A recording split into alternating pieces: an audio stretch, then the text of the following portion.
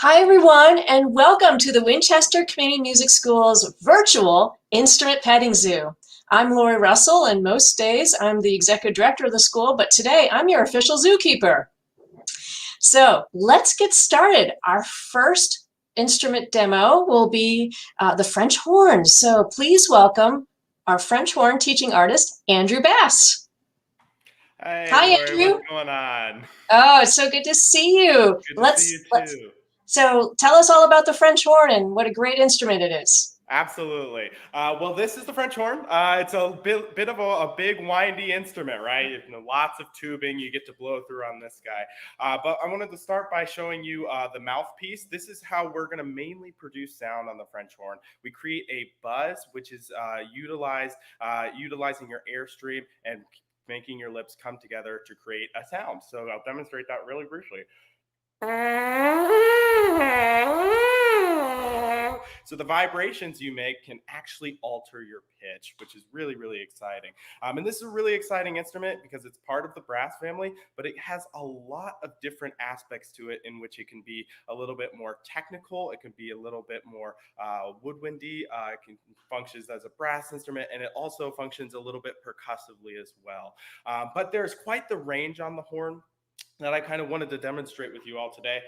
So we have a really high register, we have a beautiful middle register, and then also a really basement low register, which is really gives us a lot of versatility when it comes to actually playing. So I'll go ahead and demonstrate a few things when it comes to the range. This is the high register.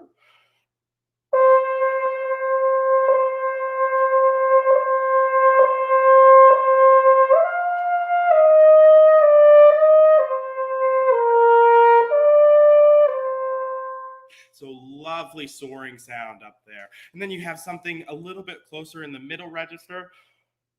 And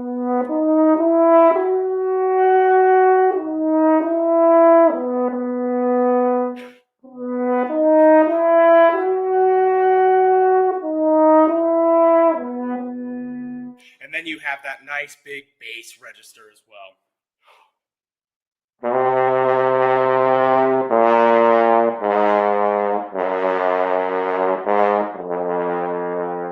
Right, so there's quite a range you actually get to go about utilizing the horn, and we can be technical, but we can also be nice and lyrical. So there's a lot of versatility and a lot of variety when it comes to playing this instrument. And basically, all you have to think about is creating that buzz and using these things right on the front here called your valves. This is one of the most important aspects of your instrument, just because it's going to direct you towards the pitches you can play. So pressing a valve down will change the pitch. And then we also have how we hold the horn, a little bit of just picking it up and putting your hand inside the bell. And that kind of brings us into a little bit of the fun aspects of the horn, which is some of the special effects we get to utilize as horn players. So there's anything from lip trills.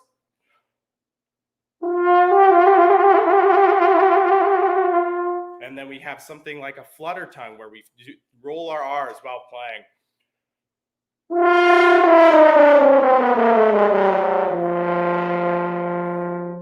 Then we can do some pitch bending and some altering pitching with just even my hand. So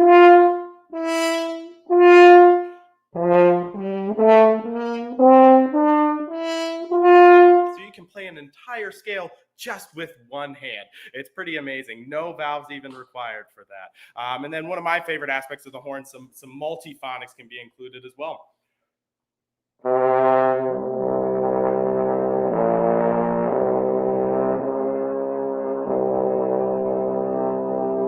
So there's a lot of different things you can kind of make happen on the horn, and it's a really exciting instrument to kind of work around with some of that stuff.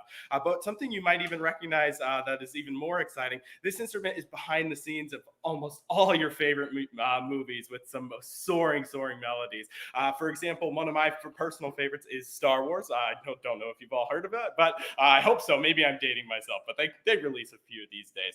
But I'll play a little bit of Star Wars for you.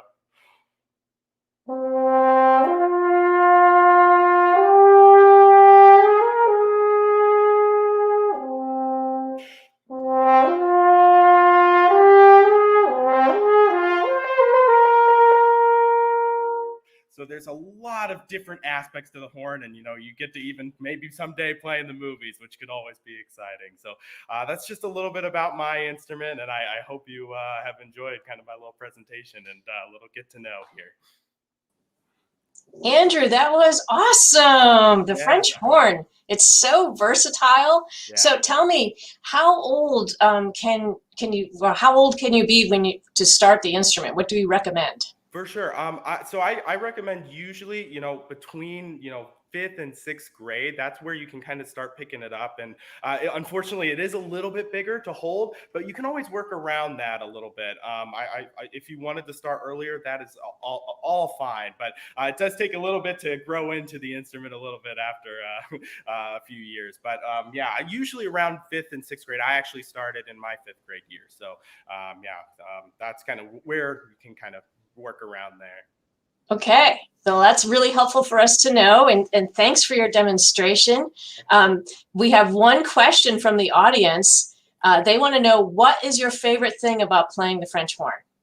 My favorite thing about playing the French horn is basically you get to play in all sorts of types of ensembles. It can be, again, like I was talking about a little bit more on the brass side of things, part of the big brass section, but you get to be a little bit more woodwindy and something like a woodwind quintet, so you can play in ensembles like that.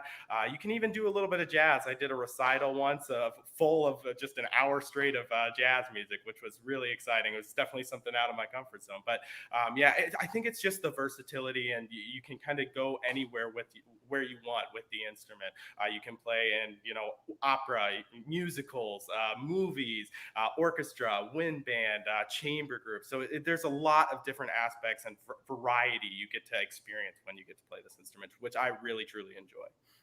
Awesome. Yeah. All right. Well, thanks for telling us all about the French horn. It's great to see you. Great to and see you, Lori. So have a great afternoon. And next up, we have the flute.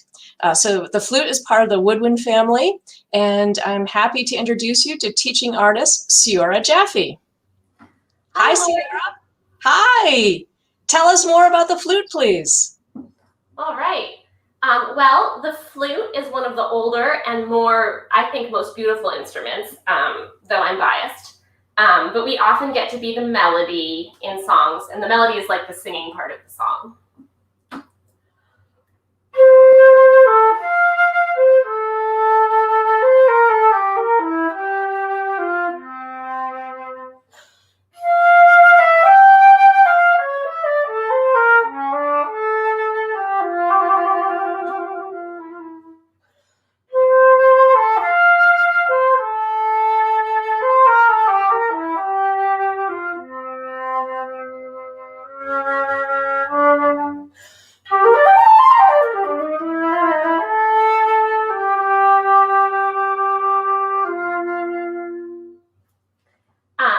And so I mentioned the flute is old. They actually found a flute in Germany that they think is 35,000 years old. And they believe that that is the oldest handcrafted musical instrument, which I think is really cool. That flute was made of bird bone. And since then, they make flutes of all kinds of things.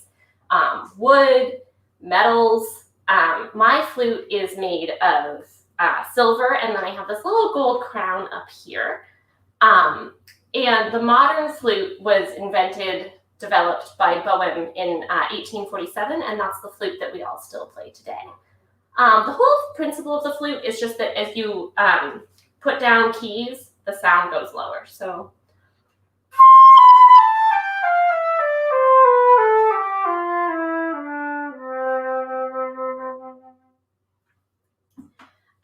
Flutes often mimic nature sounds, especially birds, and I think it's nice to think about birds in the spring. So I have a couple musical birds I'm going to play for you.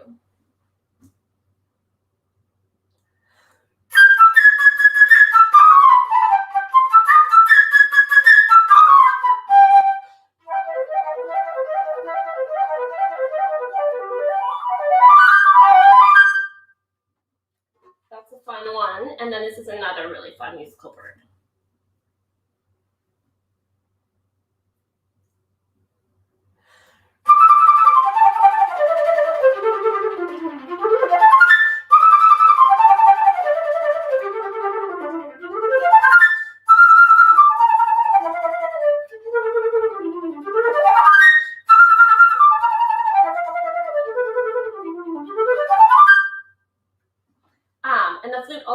three parts, just like the horn. We have this top part, the head joint, and then we have the body, and then the foot joint.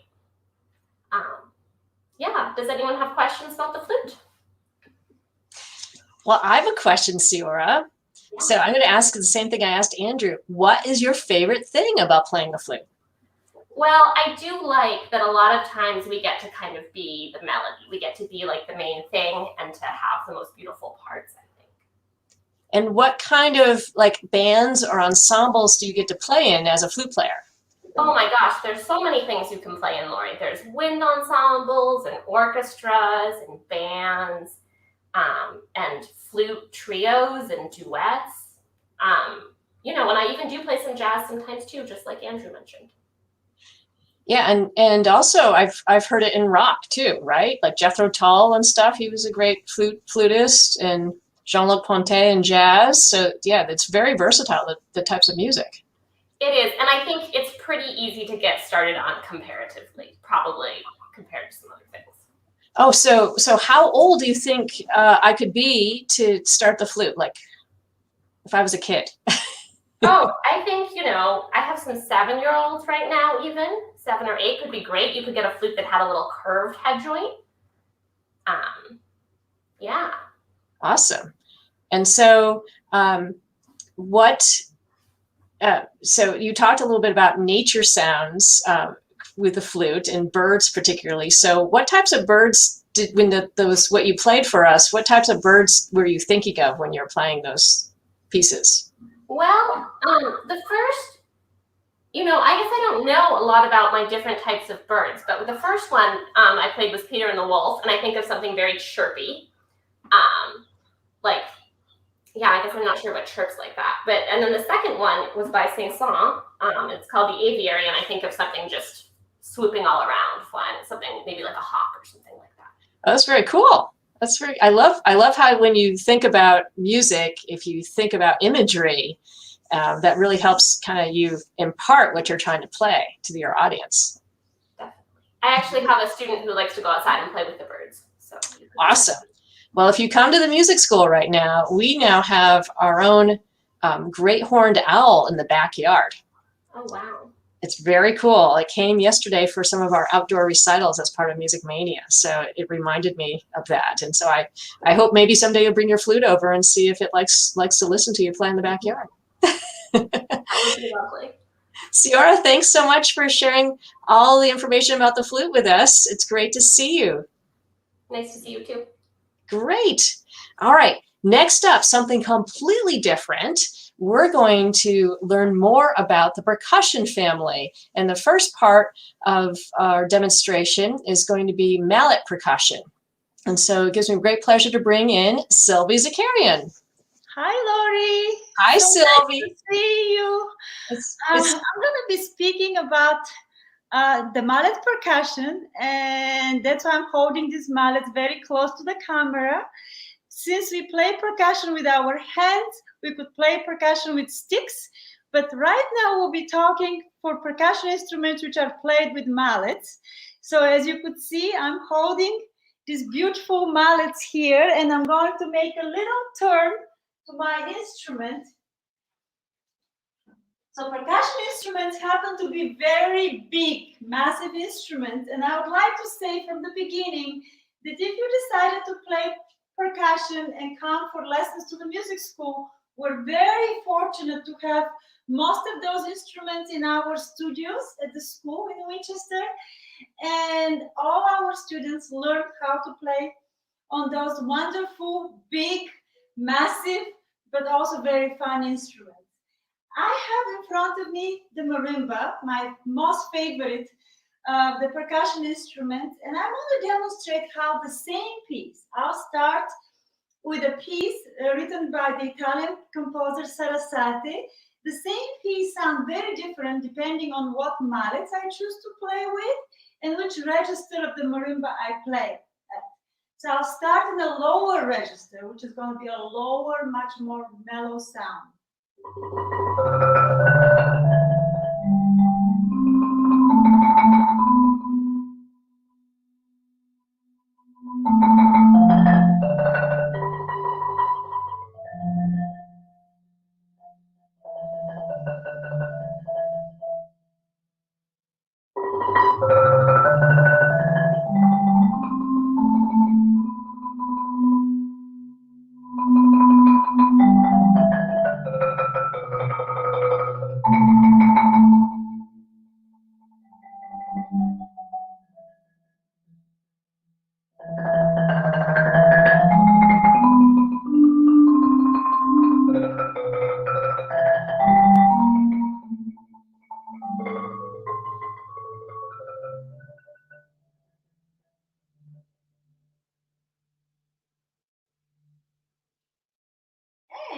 continuation of this same piece in a much higher register with sharper, more cheery mallets.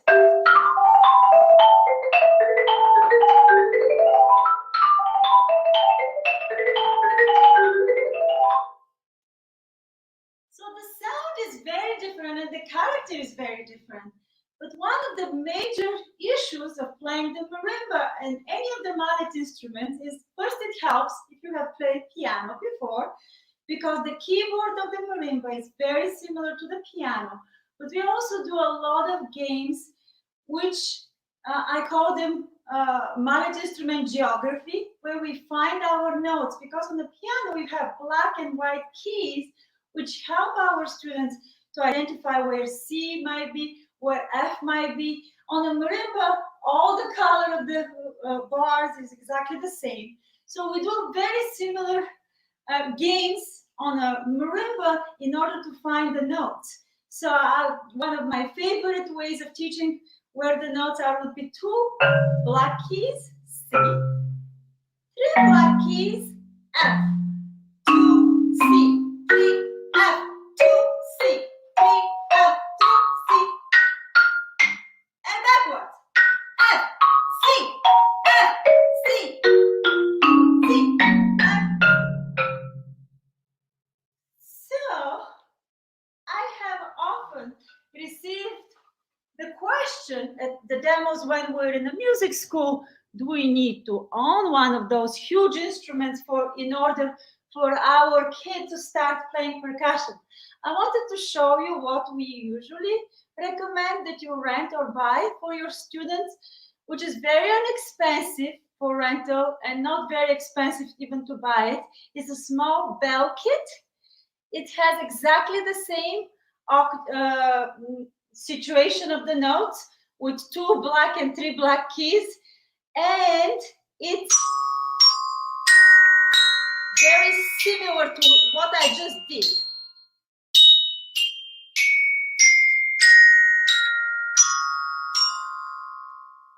Those are my small bells, which all students start learning percussion on. And I heard the presentation of my 2 other colleagues.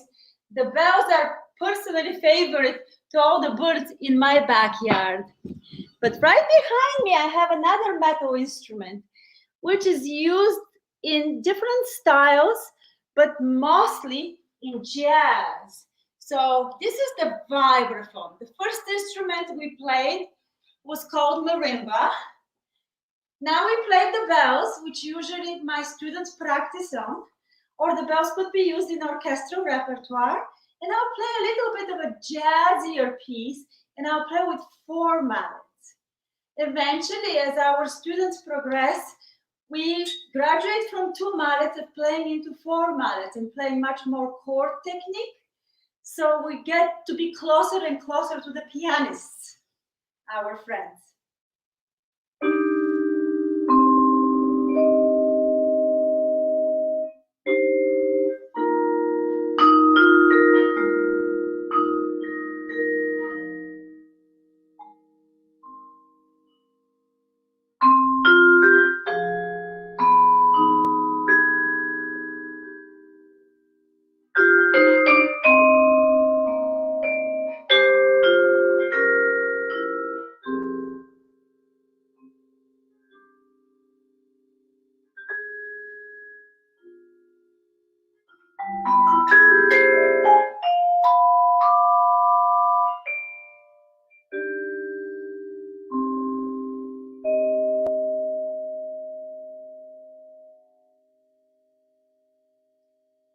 Vibraphone is a beautiful instrument which also has a pedal. That is how I was holding the sound for a longer time. It has a motor, which if it's working right now would have this echo. Used a lot in movies, in different commercials, and a lot for atmospheric pieces there on the stages. Classical music and contemporary pop and rock music. Sylvie, you have some questions from the audience. Great! Okay, so Hannah wants to know, do you remember when you started to want to play the marimba, and what was it that attracted it to you? So I started maybe 4 or 5 with piano, and we had a piano at home, the typical way to start.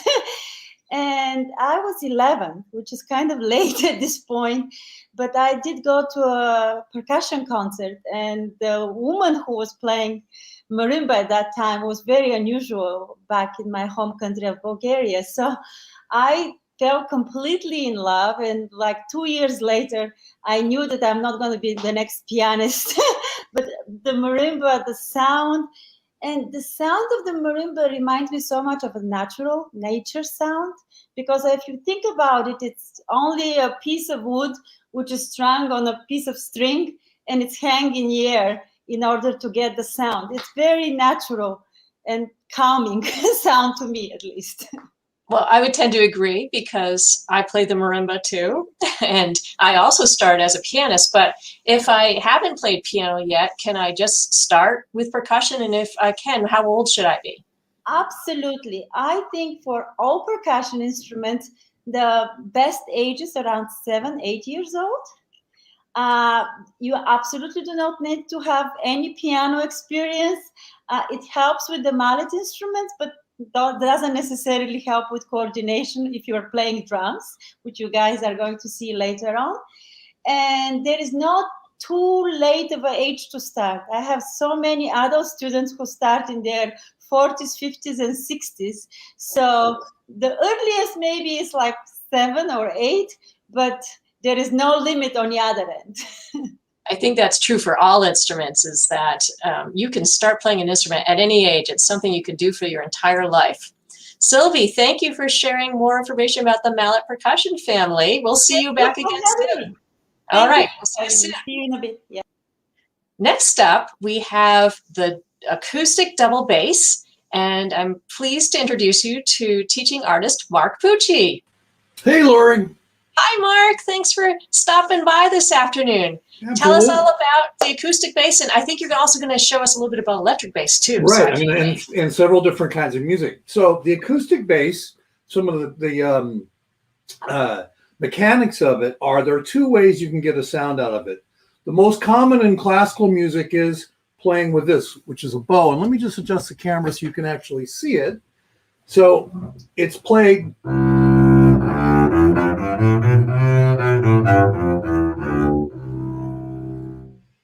And in classical music, a lot of the bass parts are down in the lower end of the instrument. And so here's a sample of a Baroque bass line.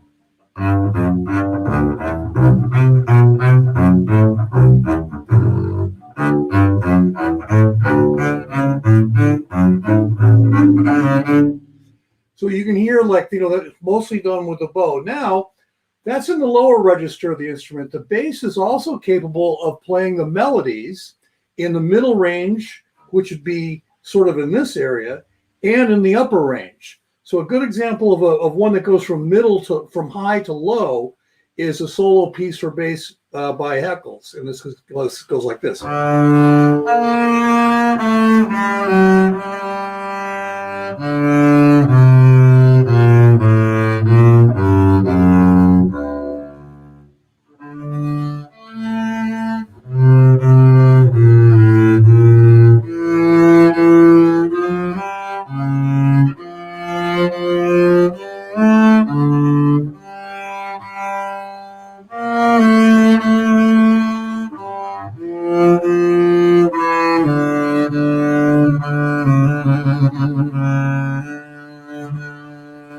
So that covers mostly the middle, a little bit of the low and the upper register.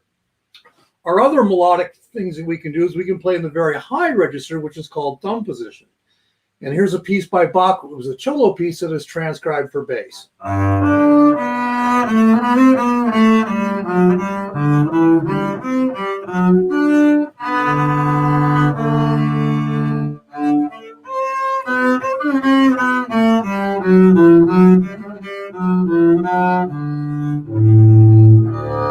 it ends up in the lower part. So for classical music, it's almost always done with the bow, but there's also other types of music that we can play on the acoustic bass. One is jazz, and the other is Brazilian music or Latin music. And the Latin music bass parts, again, are fairly low in the bass, but you get that nice pizzicato sound using your two fingers on your right hand.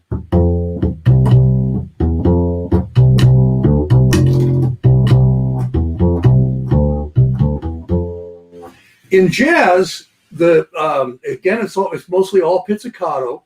And in jazz, we can do things like play a walking bass line, we can play the melody, and we can improvise. So what I'm going to demonstrate to you is sort of do it backwards. It's like, okay, we'll play the melody of a famous jazz song written by Charlie Parker, and then I'm going to play for you a walking bass line, a sample walking bass line, and then a chorus of improvising. And this is just over a very short form called the blues.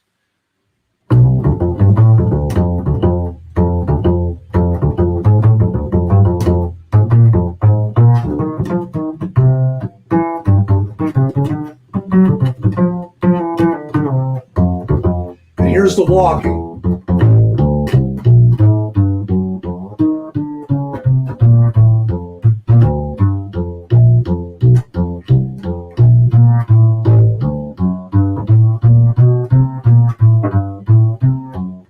And then the last is the improvising.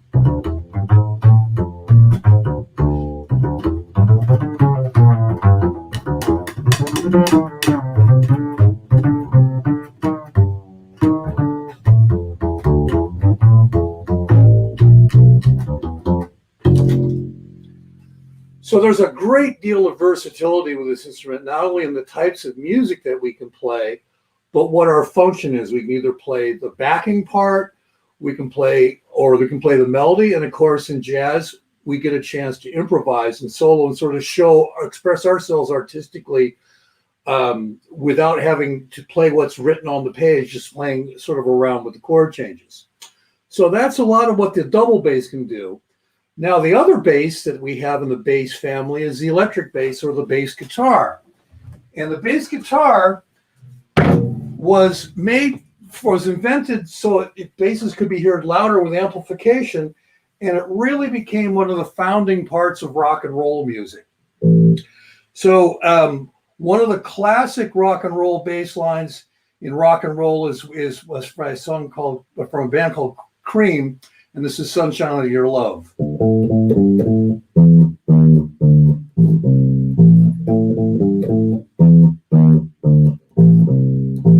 So that's one of the rock and roll styles you can play. You can also play hard rock,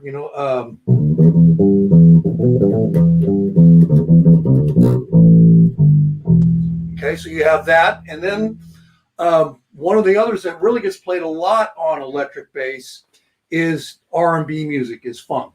And this is the bass line to a song called The Chicken.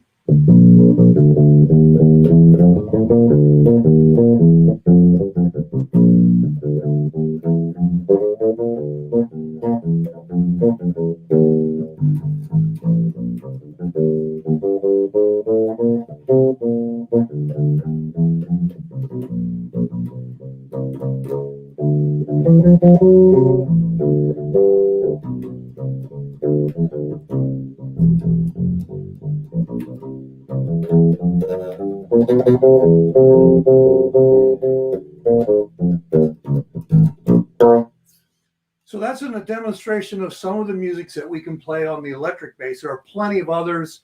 Almost all the popular music styles use electric bass. A lot of jazz and, of course, all classical uses the upright. It's really good if you can play both, because you'll get a lot more chances to get gigs. Thank you, Mark. So I have a couple questions for you. One that came up. So the double bass, the acoustic bass, looked really big, and so if I was a little kid, how would I play that?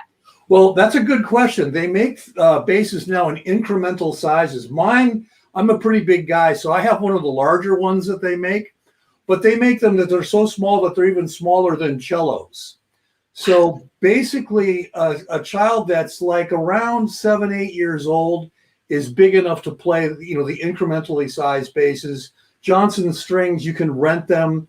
And then when the kid gets to be at a height where they can take a standard size instrument, then it might be time to buy. But yeah, you don't have to be really big and tall. It used to be in the old days, but fortunately I was big and tall when I was young, so I started early. Well, one of our audience members wants to know if kids usually start out playing the bass, or do they start out playing one of the other string instruments and then switch over to the bass? What do you think? About 50-50. Most of them come over from, if they switch from cello or they switch from piano. Some of them, the electric bass students, will switch from guitar. But I'm finding more and more that my students come in right away just wanting to play bass as their first instrument. Cool. And if I wanted to play electric bass, would I have to start with guitar first, or could I just pick up the electric bass and play it? Because you could pick up the electric bass right away and play it. And they make smaller size, incrementally sized electric basses for younger students as well. So size used to be an issue 20, 30 years ago. Right now, I mean, I'm seeing more and more students coming in at like I said, 7, 8, 9 years old, beginning students. So, and you know what? One question that came in from our audience is, how many strings do the bass instruments have? 4 generally, but they make 5-string basses and they make 6-string electric basses. But generally speaking, we start off with a standard 4 strings. Great. Mark, thanks for telling us all about the bass family. It's awesome. Absolutely. It's part of the string family, and it was great to see how versatile it is, where you can play everything from classical music to heavy metal. Yeah. And everything in between. Absolutely. Thanks so much, Mark. Have a great Bye-bye. afternoon. Next up, we have another member of the woodwind family to share with you. And it gives me great pleasure to introduce teaching artist Kyoko Hida Battaglia demonstrating the oboe. Hi, Lori. Hello, Kyoko. How Tell are us- you? I'm great, and I am anxious to learn more about the oboe. Sure. First of all, I have to say you have so many wonderful instruments in your zoo today. So, but I have to tell you, this is one of the most beautiful sound instrument, I have to say. So this is oboe. So this oboe is made of black wood. It's part of woodwind family. And some of the oboe is made of rosewood or plastic. So when you start the oboe in the beginning, and it's better to have plastic oboe for rental. So it has 45 keys here. And it's great thing about oboe, if you know how to play the recorder, you know 3 notes, B, A, G already. So you can play the notes. But maybe you know the instrument called clarinet. It's kind of famous, popular instrument. It's kind of look like that, but it's very different sound. This mouthpiece section is very different. It's called double reed. Double reed. I want you to remember double reed. So basically, it's 2 pieces of cane tied together. When I blow the air in, vibrate against each other, make sound. So I can make sound from this. Well, it's not that beautiful, I know. But when I put it in here,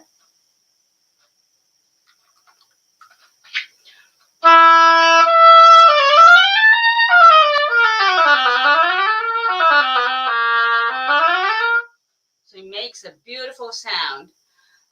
Oboe can make very emotional sound, melody, beautiful melodies. And sometimes we can play really fun stuff like this.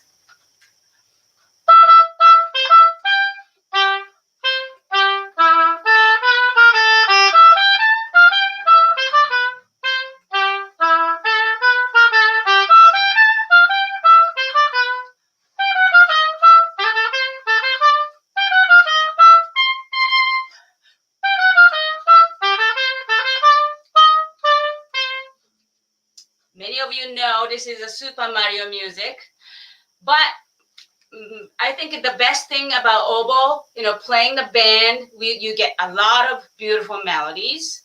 And also, you can play in an orchestra. So somehow there are so many composers wrote beautiful, beautiful melodies for the oboe. Everybody envies in the orchestra. So I'm going to play for you the Swan Lake, composed by Tchaikovsky. It's a ballet music.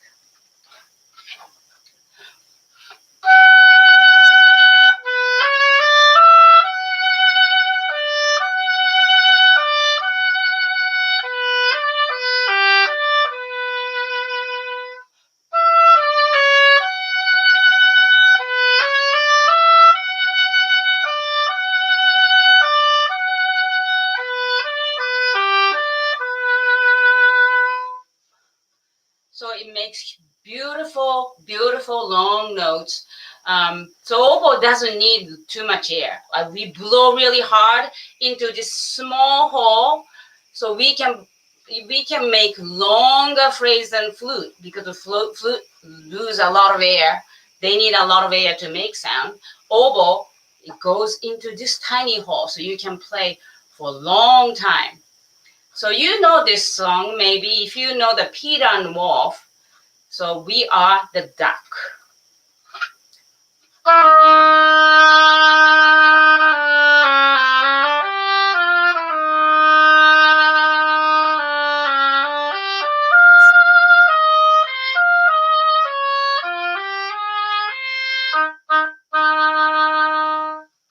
So we can play duck to swan.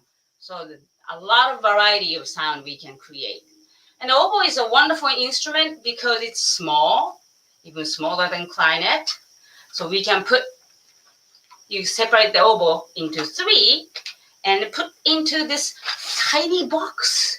So it's easy to carry to the school. You don't have to carry heavy stuff. That's one of the reasons I picked the oboe.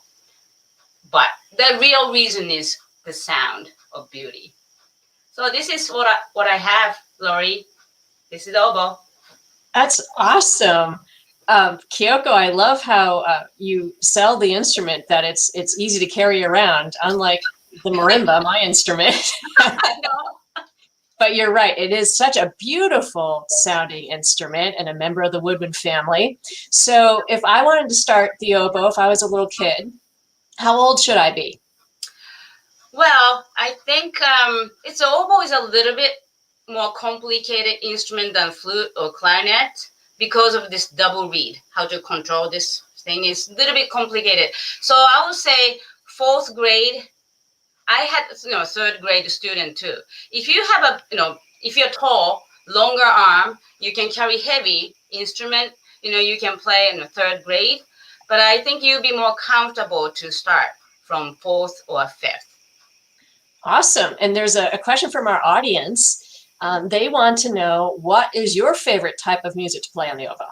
Oh, well, I love playing in the orchestra. But as I said, many composers wrote most beautiful, beautiful solos in the orchestra for the orchestra music. So, and when oboe solo comes in, everybody quiet, and I'm the soloist. I don't stand up, but so that's my favorite music to play. Also, I love playing the chamber music. That's my favorite. I know you do. And I'm going to get to hear you play chamber music this Friday here at the school outside, right? So if anyone wants to swing by the school, I think you're on at 1 o'clock. Yes. Okay, so between 1 and 2 o'clock, you and your friends on bassoon and another oboe are going to be outside playing for people who stop by. So hopefully we'll see some people who want to check out the oboe in person. That would be great. Awesome. Thanks so much, Kyoko. Thank you. Bye. All right. So our last demonstration in this broadcast will be a visit again from Miss Sylvie, and she's going to share with us more about the drums as part of the percussion family. Hi again, Sylvie. Hi, Lori. We all want to play the oboe now because we don't have to carry it. I'm ready to switch to oboe. But back to why students pick to play percussion. I think by most observations over 20 years of teaching, everybody wants to be a drummer. everybody comes to my studio and the first instrument they want to learn is how to play the drums. So I want to start with a single, not lonely, but a single drum. And this drum is called the snare drum. So you should be able to hear a difference in me playing like this, and then switching on quick lever and playing.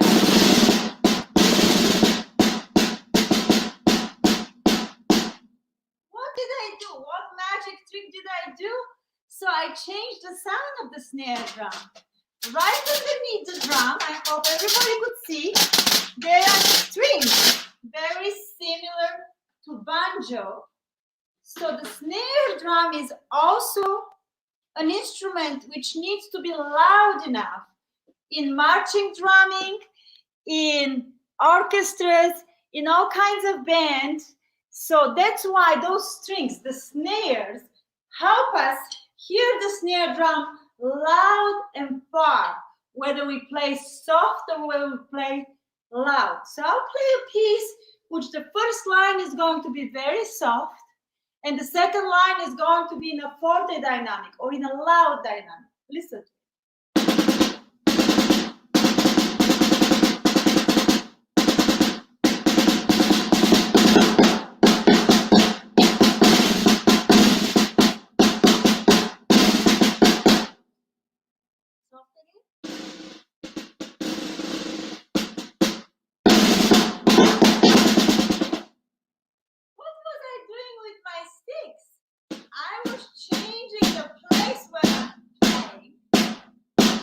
And the sound was getting louder or softer. Of course, we play single strokes on the drum, and now everybody at home who is thinking of starting with drums, it's very important to check yourself how coordinated you are.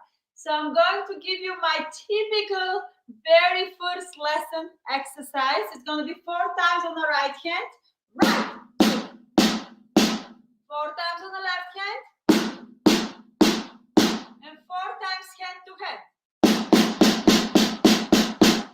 Let's try it all together. You could try it on your knees, on your laps. 1, 2, 3, go. Right, left, right, left, left. If you could do that, which is pretty simple, you're ready for percussion lesson. But besides single strokes on drums, we play more complicated rudiments, what we call rudiments. This is when our stick bounces more than 1 time on the head of the drum. So we have flams. We have drags.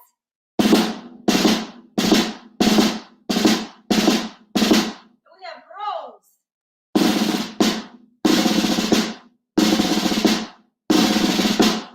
Now play a little bit of a piece which involve all those rolls, drags, and flams, which are so typical for playing snare drum, for marching drumming, for orchestral percussion, and for playing in all kinds of bands when the drumming needs to be heard.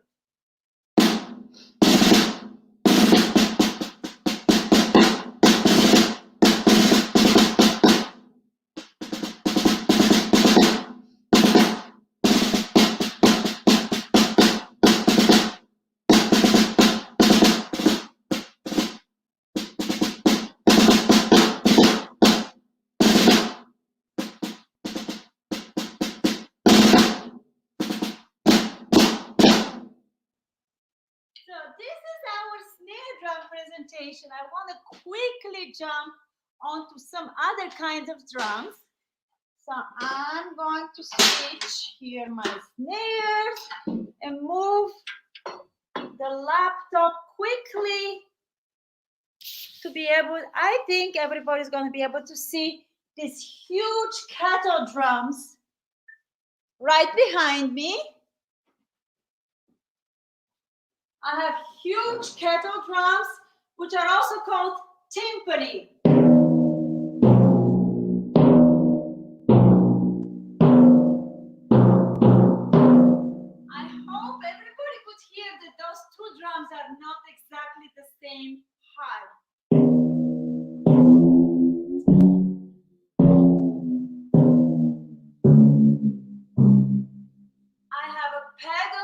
be able to adjust the tune of the timpani.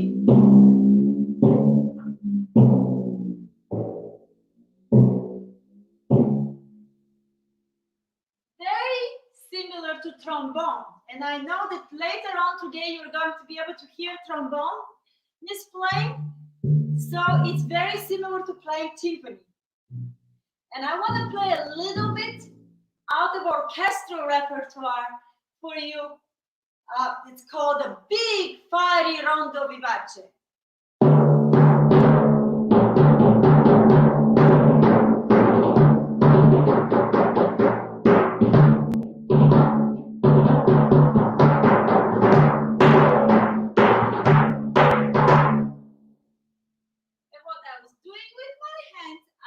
Muffling the sound.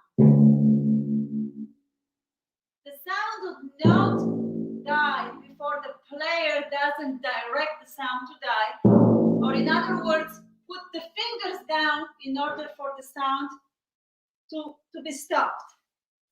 And of course, the most favorite of all the instruments, which so many kids come to the studio and cannot wait to be introduced, is the drum set.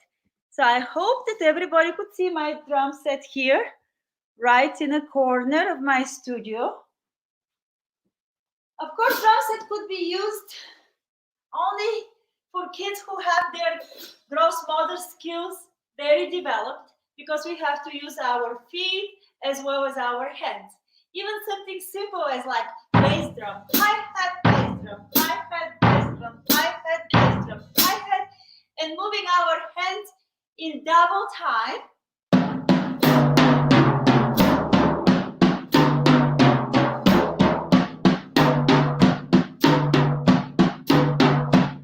could try that at home. Right foot, left foot, right foot, left foot, where you go double time with your hands.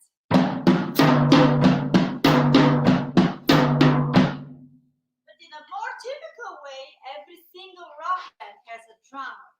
And they have to know how to keep a beat, very straight beat.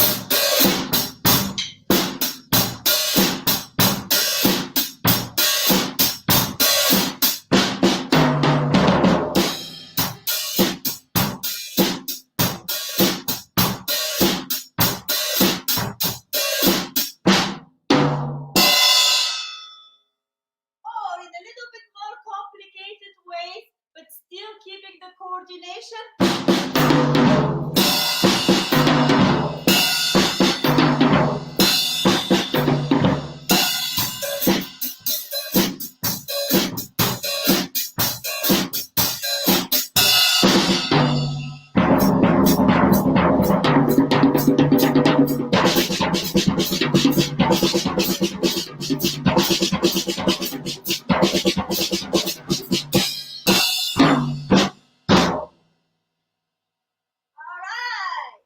Sylvie, thank you so much for showing us all about the different types of drums that you get to play.